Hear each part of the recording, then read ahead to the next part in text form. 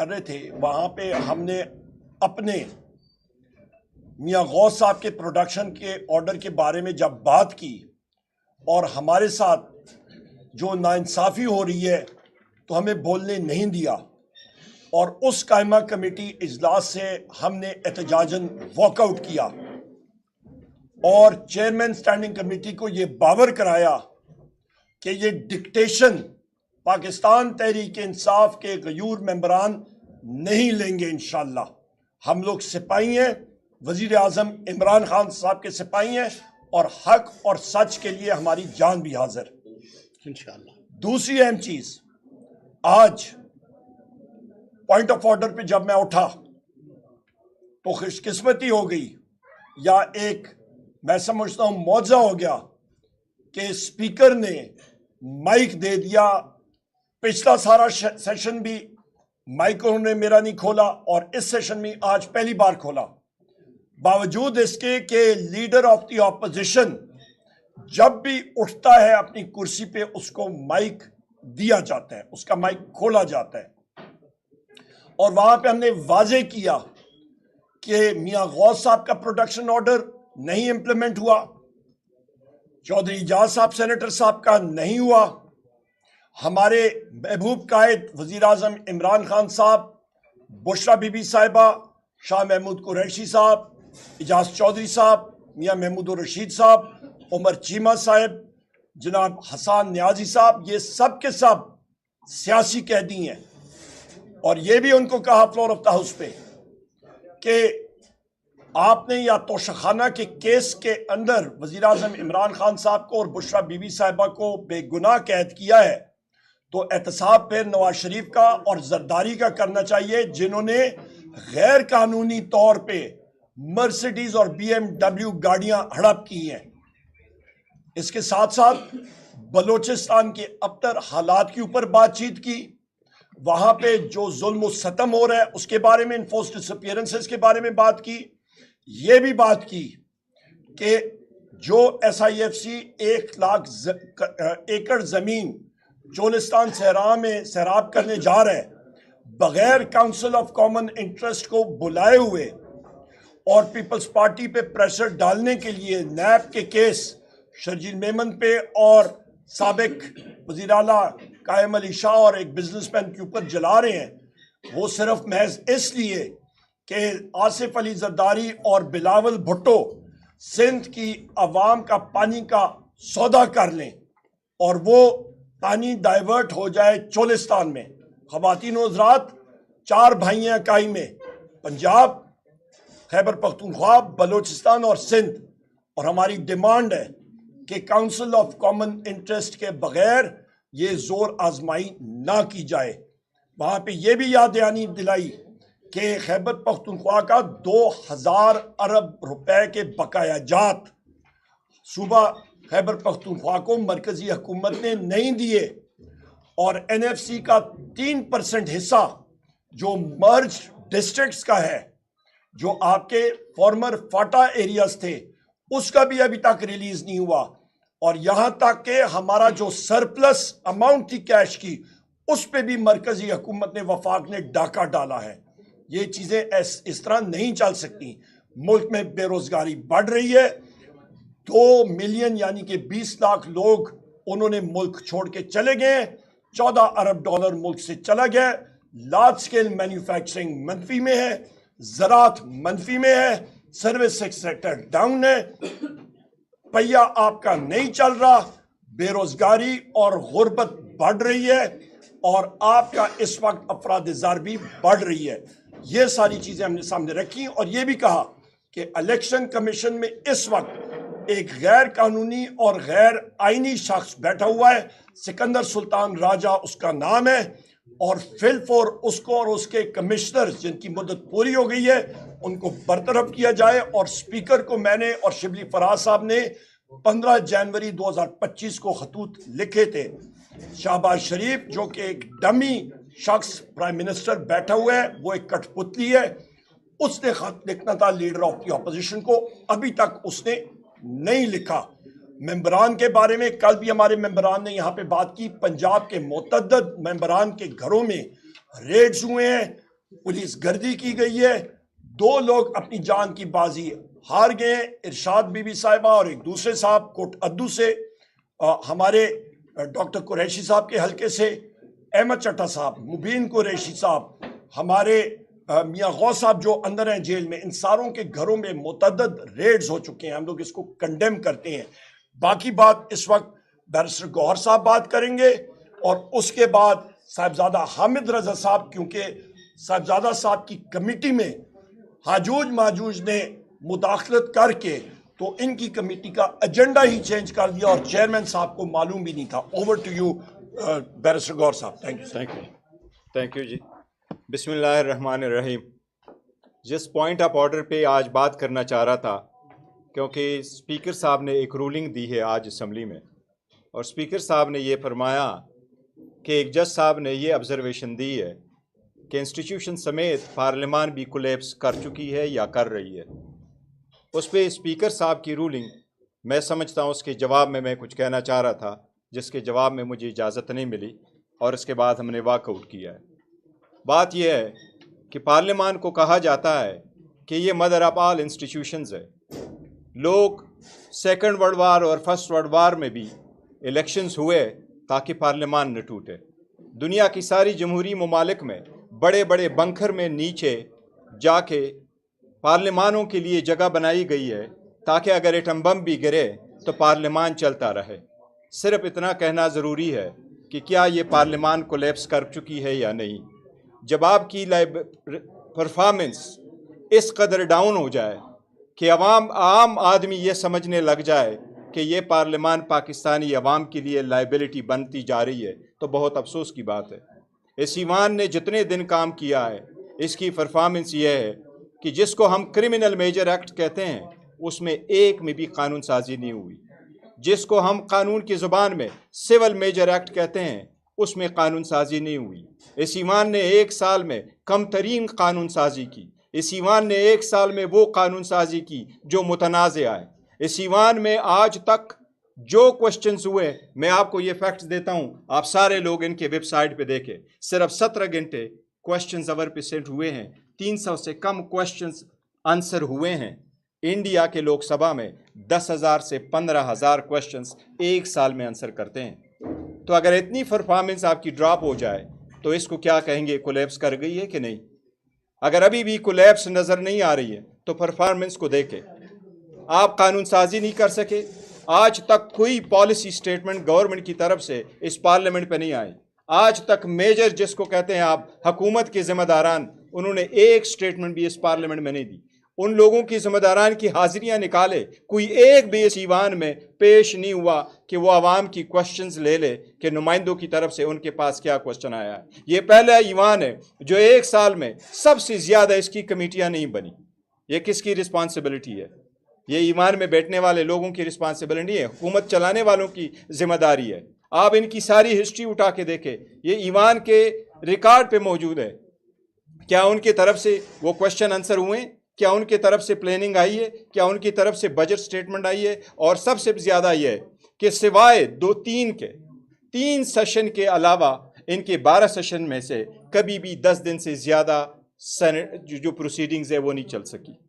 इनके सिवाय 5 सेशंस के बाकी कोई ऐसा सेशन नहीं चला जिसमें आपका कोरम न होने की वजह से आपका कोरम वो टूट चुका है और आवाम का नुकसान हुआ है। इंडिया की परफॉर्मेंस लोकसभा की ऐसी है कि उन्होंने अपने रिपोर्ट में लिखा 135% परफॉर्मेंस शो कर रहे हैं।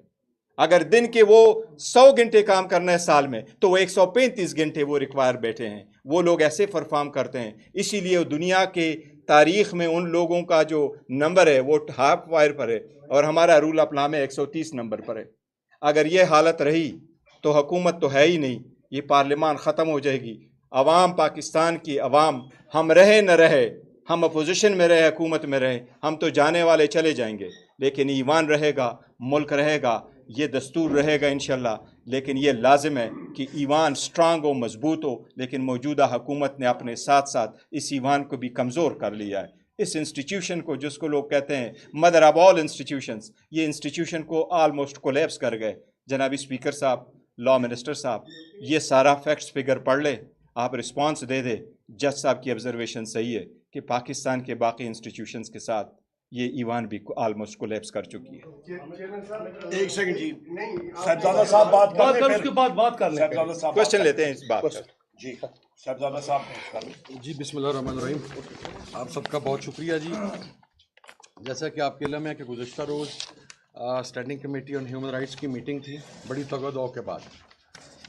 आज स्पीकर साहब ने फ्लोर ऑफ द हाउस जब leader of the opposition Umar Ayub साहब ने एजेंडा पॉइंट आउट किया कि वहाँ से निकाला गया, तो उन्होंने कहा कोई एजेंडा नहीं निकला। तो let me start from the beginning जी। ये आपको अर्ज़ कर दें कि ये लेटर है 2/12 का, दिसंबर का, जिसमें ये आपके साथ अभी मीडिया के साथ मैं शेयर भी कर दूंगा, जिसके अंदर पॉइंट नंबर 5 पे discuss the situation involving protest in Islamabad and potential implications of human rights violations, ये इसका हिस्सा बनाया गया। और पॉइंट 4 था discuss the challenges encountered by the delegation of political leaders at Adiala jail, जो तमाम लोगों को वहाँ पर अरेस्ट किया गया था।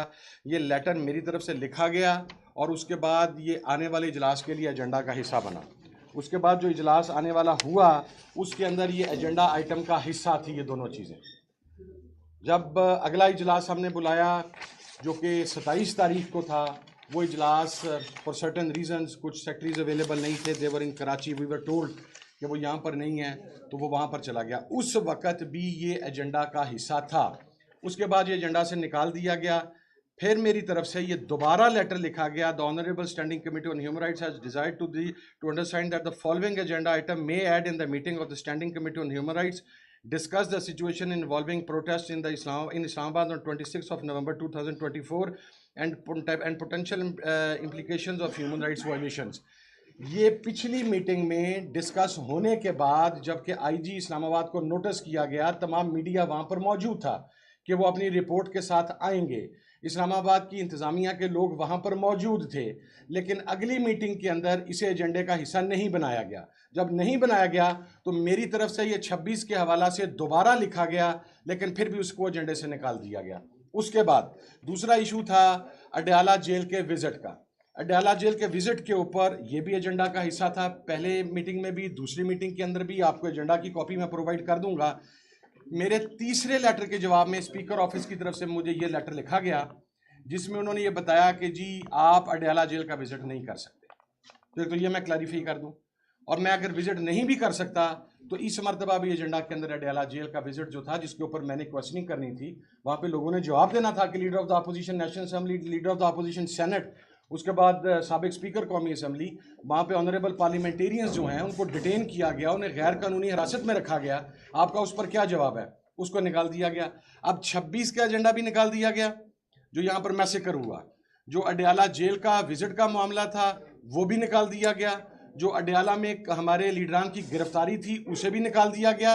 And last but not the least, जो ब्लास्फेमी का इशू जिसके ऊपर उन्होंने कहा कि जी आज स्पीकर साहब ने कहा कि कुछ भी नहीं हुआ। सर ये नोटिस है 23 जनवरी का जो एजेंडा मीटिंग का जारी हुआ है, इसमें पॉइंट नंबर 9 के ऊपर ये इशू मौजूद है। और फिर जो रातों रात रिवाइज नोटिस जारी हुआ है इसके अंदर ये पॉइंट नंबर 9 से ये तमाम चीज़ें निकाल दी गई हैं। ये हाजूर माजूर ने निकाला? हाँ जी, उन्होंने निकाला जी। सारा वहाँ पे लिखा जाता है कॉम्पिटेंट अथॉरिटी। मैंने तो कल डिस्प्लेयर नोट किया to that specific competent authority whichever and whoever that authority is, हमने उसको किया। तो आज जो स्पीकर साहब ने फ्लोर ऑफ द हाउस बात की है, इसके आज शाम को मैं इंशाल्लाह भी थोड़ी देर में इसके तमाम एविडेंसेस, मैंने ये चीज़ें पब्लिक नहीं की थी क्योंकि अमानत के तौर पर होती हैं। अब बात फ्लोर ऑफ द हाउस हुई है, ओपन हुई है, तो आज हम ये तमाम लेटर्स, तमाम एजेंडा जो हैं जारी हुए हैं, ये हम पब्लिक कर देंगे। और यह एक मरतबा फिर पूरी कौम के सामने है कि जिस तरीके से ये चीज़ें वहाँ पर की गई। और कल वफाकी वजीर खुद वहाँ पर मौजूद थे और वो डिफेंड कर रहे थे वहाँ पर कि हमने एजेंडा आइटम नंबर 9 को क्यों निकाला है। आज स्पीकर साहब ने पता नहीं किस लिए कह दिया कि एजेंडा आइटम नंबर 9 हमने निकाली ही नहीं है। इसी तरीके से दूसरी सारी चीज़ें। मैं सिर्फ आखिर में एक बात क्लैरिफाई करना चाहता हूँ जी, मैं इस स्टैंडिंग कमेटी का चेयरमैन बना था इमरान खान साहब के एतमाद की वजह से, और अपने पाकिस्तान तहरीक इंसाफ के तमाम जो हमारे लीडरान हैं, जो हमारे पार्लियामेंटेरियंस हैं, उनके ताउन की वजह से। मैं ना तो कुछ झुकने वाला बंदा हूँ, मैं ना डिक्टेशन लेने वाला बंदा हूँ। मैं बहुत क्लियर हूँ चीज़ों के ऊपर। स्टैंडिंग कमेटी ह्यूमन राइट्स के इजलास का एजेंडा मेरा डिस्क्रिशनरी इख्तियार है, मैं किस चीज़ को शामिल करूं, किस चीज़ को निकालूं। No doubt. ये निकाला गया है, ये वायलेशन की गई है ये निकाल के। अभी मुझे पता है कि स्टाफ के ऊपर कितना प्रेशर है, नेशनल असेंबली के स्टाफ के ऊपर कितना प्रेशर है। मैं उन बेचारों की नौकरियों को खतरे में नहीं डालना चाहता, अपने पे लूंगा सारा कुछ, लेकिन 26 की रिपोर्ट भी जमा करवानी पड़ेगी। हमारे लीडर ऑफ द अपोजिशन और तमाम जो लीडरान को महबूस रखा गया, गैर कानूनी हिरासत में रखा गया, हब्से बेजा में रखा गया, उसकी रिपोर्ट भी देनी पड़ेगी। आपको विजिट अडयाला समेत पूरे पाकिस्तान का देना पड़ेगा। अगर अडयाला पंजाब गवर्नमेंट में है और वो हमारी डोमेन में नहीं है, हम स्टैंडिंग कमेटी फॉर इस्लामाबाद नहीं है, पूरा पाकिस्तान इसमें फॉल करता है, तो फिर आप रेलवे की जो स्टैंडिंग कमेटी है उससे ये पूछे ना कि इस्लामाबाद में रेलवे की क्या पोजीशन है। 18वीं तरमीम के बाद तो फाइनेंस आप सुबह भी डिस्कस कर रहे हैं, तो आपकी जो स्टैंडिंग कमेटी और फाइनेंस है वो फिर क्या काम कर रही है। So things are not like this way. अभी इशू है चूंकि अडयाला में इमरान खान बैठा हुआ है, इसलिए वहाँ नहीं जाने देंगे। हम कहेंगे हम कोट लखपत से जाएंगे, फिर वहाँ पर कहेंगे वहाँ पर शाह महमूद साहब बैठे हैं, वहाँ पर डॉक्टर यास्मीन राशिद साहबा बैठी हैं। फिर किसी और जेल का नाम लेंगे तो वहाँ पर पीटीआई के 4 और लीडर होंगे, क्योंकि पाकिस्तान की कोई जेल ऐसे है नहीं जहाँ पर वो लोग नहीं बैठे हुए। आप हमें जेल मैनुअल में देखने की भी इजाज़त नहीं दे रहे, इस्लाहात की इजाज़त नहीं दे रहे। So things will not work like this way. I am very clear on it. और मुझे इस मामले के अंदर मैं leader of the opposition Umar Ayub साहब का, गौर खान साहब का, मैं तमाम अपने ऑनरेबल कुलीस का शुक्रिया अदा करता हूँ कि जिस तरीके से उन्होंने मेरे साथ तावन भी किया और उनकी सरपरस्ती और हमायत मुझे हासिल रही। I am grateful. Thank you. एक सेकंड जी, कुरम के बारे में बात सुन लें, कुरम एजेंसी के बारे में बात कर जी, कुरम के बारे में बात कर लें जी, कुरम के बारे में बात यूट्यूबर की कर रही कंप्लेंट। एक सेकंड आप बात करें जी, बहन मेरी ये बात कर लें, फिर उस पे आते हैं बात कर। बिस्मिल्लाहिर्रहमानिर्रहीम। मैं MNA district Kurram Hameed Hussain, engineer Hameed Hussain. मैंने काफ़ी कोशिश की है असेंबली में भी बोलने की, लेकिन जैसे आप लोग देख रहे हैं इजाज़त नहीं मिल रही। और साथ पिछले सेशन में मैंने रेजोल्यूशन भी जमा करा दिया जिस पे 67 बंदों के MNAs के साइन भी थे। उसके बावजूद वो रेजोल्यूशन सामने नहीं लाया गया। रेजोल्यूशन मैंने जमा किया हुआ है और अब के हालात ये हैं, मैं आज भी बोलने लगा था, बोलने नहीं दिया गया, जो कि बाद में जब हम उनको पता चल जाता है कि हम बाहर हैं तो उसके बाद आवाज़ दे देते हैं कि इंजीनियर हमीद हुसैन बोलें और मैं बाहर होता हूँ इसलिए वो आवाज़ लगाते हैं। तो उधर की सिचुएशन ये अभी तक हालात, रोड अभी तक बंद है, कोई रसाई नहीं है। फूड आइटम्स 2-3 दिन बाद कुछ लेकर जाते हैं, उसमें 8 लाख की आबादी है। आप लोगों के इल्म में है कि फूड आइटम जब उधर जाते हैं तो लाजमी बात है कि लोगों को आना पड़ता है उठाने के लिए, जो कि जब भी कन्वाई में मेडिसिन होते हैं और साथ कोई POL टैंकर्स वगैरह होते हैं उनको वापस कर देते हैं, उनको नहीं जाने देते। तो इसी तरह ये जो चला रहे हैं उसमें ये है कि जैसे लोगों के हाथ पांव बांधे हुए हैं और कोई रसाई नहीं है, मरीज घरों में मर रहे हैं, अस्पताल नहीं जा सकते। और अब हालात जो बन गए हैं बिल्कुल इंसानी अलमिया बन रहा है, लोग उधर मर रहे हैं। दूसरी बात ये कि जिस तरह ये नाम दे रहे हैं सेक्टेरियन क्लैशेस का, कोई सेक्टेरियन क्लैशेस नहीं है। अब रिसेंटली हमारे जो जरगी हुए हैं उसमें ग्रैंड जरगा वालों ने, ग्रैंड जरगा जो है हमारा फरीकैन के अलावा, उन्होंने गवर्नमेंट से ये उन्होंने गवर्नमेंट से कहा है कि फरीकैन तो दोनों कह रहे हैं कि रोड में हमारा कोई अमल दखल नहीं है, रोड हमारी तरफ से बंद नहीं है। तो उन्होंने फिर गवर्नमेंट से यही पूछा है कि रोड फिर किसने बंद किया है, जिसका गवर्नमेंट जवाब नहीं दे सकी और अभी तक रोड बंद है, बुरी हालत है। तो मैं आर्टिकल जिस तरह 9 है, आर्टिकल 9 में पूरी शहरियों को तहफ़्फ़ुज़ हासिल है कि उनकी लाइफ जो जिंदगी है उसको तहफ़्फ़ुज़ दे, उसके मुताबिक कोई तहफ़्फ़ुज़ नहीं है हमें।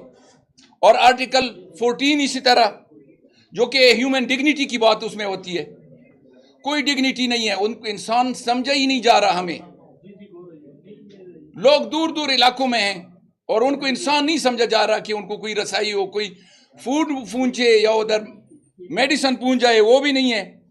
और आर्टिकल 15 जो है, आर्टिकल 15 में गवर्नमेंट रिस्पॉन्सिबल है कि जितनी सिटीजन है वो फ्री मूवमेंट कर ले। फ्री मूवमेंट का ये हालत है कि रोड बंद है, रोड बंद है, लोग कैसी मूवमेंट करें। दूसरा ये कि POL जो है, पेट्रोल डीजल नहीं है, लोग घरों में मसूर हो गए हैं, अस्पताल नहीं जा सकते, आगे मूवमेंट नहीं कर सकते। और इसी तरह सैकड़ों लोग, हजारों लोग जो ओवरसीज बाहर से कमाई लाकर आपकी रेमिटेंसेस बढ़ाते हैं, वो सारे वीजे उनके खराब हो गए, लोगों ने पासपोर्ट जला दिए। तो ये आर्टिकल 15 की भी खिलाफ वर्जी हो रही है। और इसी तरह आर्टिकल 25 जो है वो इक्वालिटी देती है सब सिटीजन्स को।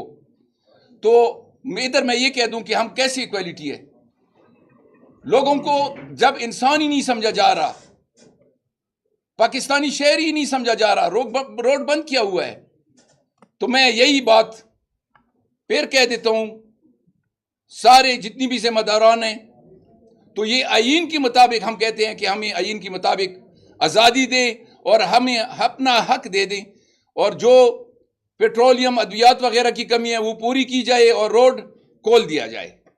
Thank you. एक तो ये बता दें कि जो सुप्रीम कोर्ट के फैसले की रोशनी में जो महसूस निश्चितें हैं, उसके लिए आवाज आप कब उठा रहे हैं? वो एक बहुत बड़ा खला है पार्लियामेंट का, वो आप कब पूरा कर रहे हैं? दूसरा, ह्यूमन राइट्स की कमेटियों के हवाले से कहा गया, माजी में ह्यूमन राइट्स की कमेटियां जाती रही हैं, हम भी साथ जाते रहे हैं मुख्तलिफ जेलों के अंदर, और ऐवान के अंदर अगर कोई झूठ बोले तो आपको पता है तरीके इस्तेकाक आती है। आप क्या इस बारे में सोच रहे हैं कि ऐवान में अगर झूठ बोला गया तो उसके हवाले से आप तरीके इस्तेकाक लेके? जी देखिए, जहाँ तक रिज़र्व सीटों का ताल्लुक है तो रिज़र्व सीटों हमारा राइट है और हमारा डिमांड है। सुप्रीम कोर्ट ने हमें ऑर्डर दिया हुआ है, उस ऑर्डर के ख़िलाफ़ जो 2 मरतबा इलेक्शन कमीशन गया और सुप्रीम कोर्ट ने बड़ा कैटेगोरिकल लिखा है कि ये आप इम्प्लीमेंट कर दें। उसकी इम्प्लीमेंटेशन ऐसा है कि 81 MNAs उनका पहले नोटिफिकेशन होना था, उनमें से पहली गो में 39 का हुआ और 39 में से भी एक की डेथ हो गई, तो 38 हमारे वो हो गए जो PTI के है। बाकी अभी भी वो नोटिफिकेशन भी बाकी है, और इसके साथ ही रिज़र्व सीटें जो हमें मिलेगी चारों सूबों में, वो नोटिफिकेशन भी अभी बाकी है। सुप्रीम कोर्ट में हमने कंटेम्प्ट पिटीशन भी फाइल किया, लेकिन यही हम पहले दिन से कहते चले आ रहे थे कि जी देखो हमारा केस लग नहीं रहा। वो हम इस्तदा सुप्रीम कोर्ट से भी किए, कल खान साहब ने चीफ जस्टिस साहब से भी रिक्वेस्ट की कि सारे पूरी दुनिया मुल्क कौम आपकी तरफ देख रही है, आप अपना रोल आईनी प्ले करें और ये करें। वो हमारा एक मैटर पेंडिंग है सुप्रीम कोर्ट का। हमारी यही इस्तदा है कि जल्द से जल्द वो सीटें हमें मिलें और वो इम्प्लीमेंट हो, और इसी तरीके से KPK का फिर सेनेट का भी इलेक्शन हो। जहाँ तक ह्यूमन राइट्स का ताल्लुक है, यस, एजेंडा की चेंज नहीं होना चाहिए, चेयरमैन के पास इख्तियार है, वो एजेंडा दोबारा बनाएंगे और दोबारा रखेंगे। नेक्स्ट मीटिंग होगी इंशाल्लाह, जिस तरह उन्होंने बड़ा क्लियरली लिखा है कि हम जा रहे हैं। देखिए, ये पॉलिटिकल इशू नहीं है, ये ह्यूमन राइट्स का इशू है। It could be anyone.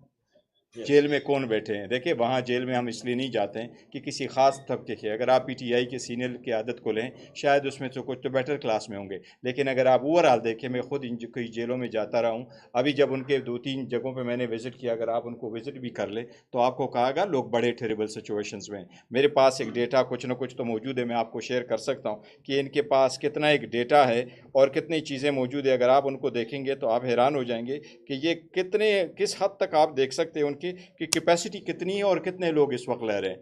जहाँ जहलम की जेल उठा ले, अडियाला की उठाए, अटक की उठा ले, ये आपके करीब है, और वो ऐसी जेल है जिसमें सबसे ज़्यादा लोग आते हैं, या कोट लखपत जेल की वो कैपेसिटी ट्रिपल ज़्यादा है। और इसके लिए एक रिफॉर्म बहुत ज़रूरी है, पूरी दुनिया ने रिफॉर्म लेके आई है। बरतानिया में जब जेलों की तादाद, लोगों की तादाद ज़्यादा हुई तो वो ये कर गए कि जेल के साथ इवन वो शिप लेके आए कि करें, लेकिन दे इमीडिएटली रिफॉर्म द लॉ। और रिफॉर्म ये था कि अंडर ट्रायल लोग जितने भी है उनको बेल दे दे ताकि वो जेल से बाहर चले जाएँ, और जो लोग आप प्रोबेशन पे रख सकते हैं उनको रखें, ताकि रिफॉर्म लेके आए। हमारा यहाँ मैंने जिस तरह कहा आपको कि एक भी रिफॉर्म गवर्नमेंट नहीं कह सकती कि हम लेके आएँ, तो ये इनकी एक है, लेकिन इंशाल्लाह ह्यूमन राइट्स कमेटी अपना अंजाम देगी। बिल्कुल करेंगे इंशाल्लाह। तो क्या इंटरनेशनली इंसानी हकूक की कोई तंजीमों को आप इस पे लेटर लिखने वाले हैं, क्योंकि आप खुद इतने बेबस हो चुके हैं? दूसरा, हदूद में झूठ का सर ने जिक्र किया, आपने कमेटी में भी जिक्र किया था कि आपके ऊपर इससे पहले भी बड़ा प्रेशर था। सर क्या आप वो भी सारे हकाइक खोलेंगे, किस किस का प्रेशर? मैं नाम ले लूं? पर आप चला नहीं सकेंगे, आपके मालिकान की टांगें कांपेंगी। मैं तो नाम ले लेता होता हूँ, सोशल मीडिया में भी आपके ऊपर पीका एक्ट लग जाएगा, मैं तो नाम खोल के लेता होता हूँ।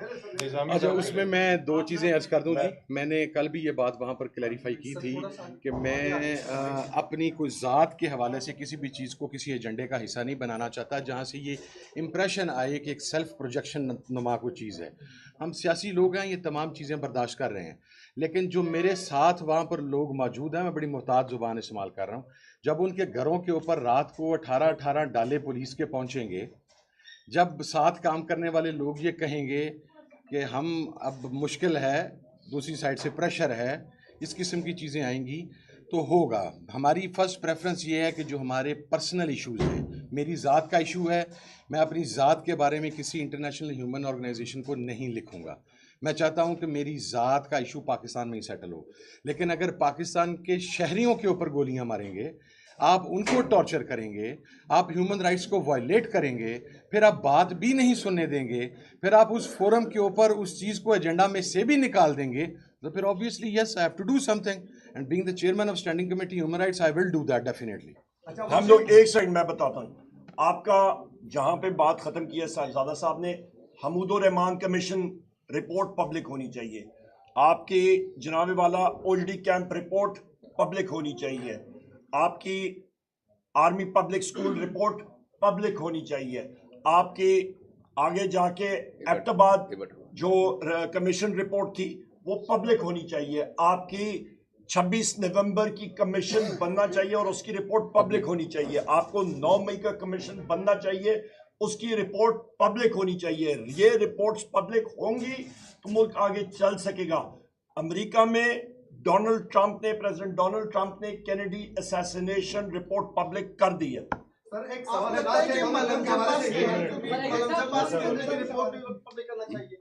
जितने रिपोर्ट्स हैं वो आनी चाहिए। आपने डोनाल्ड ट्रंप के हवाले से जिक्र किया, इस वक्त एक संगीन इशू दुनिया में बहुत ज्यादा उरूज पर जा चुका है कि गजा पर डोनाल्ड ट्रंप ने कहा है कि वो कब्जा करेंगे।